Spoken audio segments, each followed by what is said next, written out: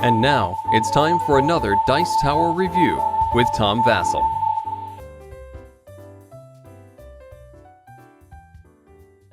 If you've watched some of the reviews that Melody and I have done, you'll know that Melody is a big fan of this game, which is Kazaam. Kazaam is a game in which you're putting together different creatures and making them basically like a puzzle. Well, what do you do when you have a successful game? You make a dice game.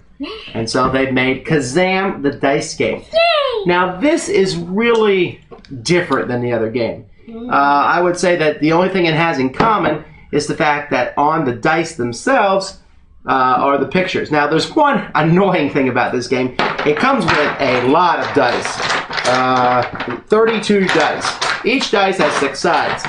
And on each of these 6 sides are the different creatures that come in the game. But what did we have to do when we first got this? Do you remember? Put the stickers on the dice. Now, was that fast? No. No, it took a long time to put those stickers on. Well, I mean, once they're on, it's pretty nice, but it was a lot of work to get those stickers on the dice. But anyway, let's show you the game. The board is put together kind of like a puzzle. And so it's basically a square board.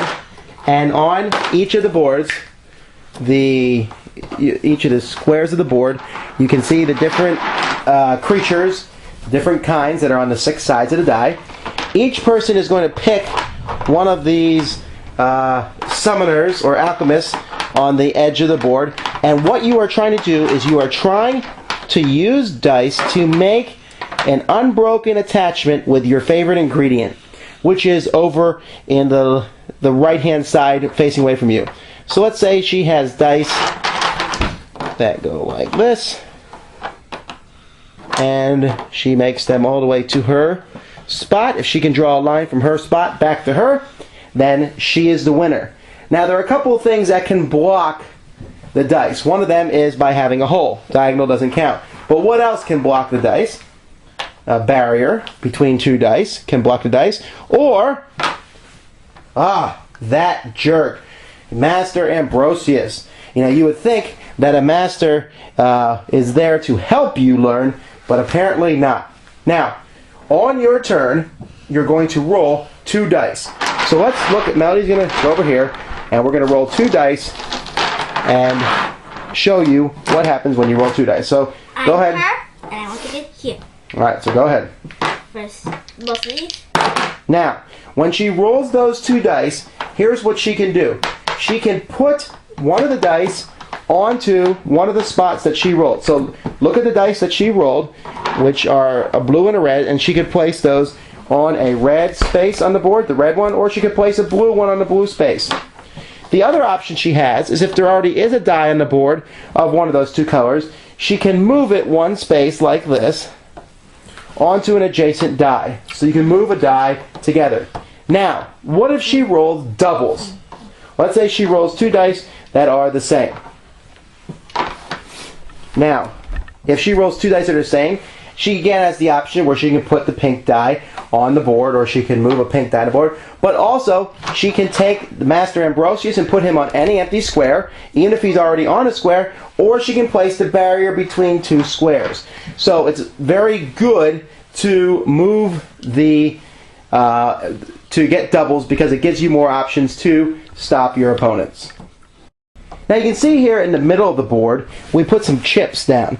Those chips are placed here at the beginning of the game. If you make a line of dice from your character to one of the chips, you can take that chip and keep it in front of you. Now, if that chip is your favorite ingredient, which is difficult to do because you have to go all the way around the board to get it, then you can use that in the future to take an extra turn. You can use any other color chip, it doesn't matter what the ingredient is, and you can re-roll your dice. Or you can keep the chips till the end of the game. At the end of the game, if you connect to the other spot, you get 5 points. If you have a chip of your kind, you get 2. Every other chip is worth 1. Probably the only way to win is to connect to the dice, but sometimes when you connect dice, more than 2 people will connect at once, in which case having the chips is the best way to win. Now, for one thing, I'm a fan of any game that comes with a lot of dice. I like dice. This game, the theme is kind of thrown in. I mean, it's about making these Hamalaka cookies or whatever they're called. But this game isn't really about that. It's simply more of a tactical game, placing the dice on the board. And in fact, I almost want to say that it's almost too tactical for kids, but it's kind of lucky. You're rolling dice. You have the right dice, put them in the right spots, try to connect yours, and win. Is it a long game? No way. How long does it take about? About 15 to 20 minutes. Okay, what do you think of the game? Really fun. Why do you like it so much? It's easy to win. Oh, easy to win? Okay, maybe when you're playing dad anyway. I think it's okay. I really wasn't overly impressed with the game. Connecting this, I thought the original game was much more fun. But there is something about rolling dice and placing dice on the board, which is a neat idea. Not nearly as good as the original game, but if you think what I just did sounds interesting, give it a try. Thanks for joining us today. For more written, audio, and video reviews, as well as the #1 board game podcast, check out the website at www.thedicetower.com. Until then, this is Eric Summerer, and you've been watching The Dice Tower.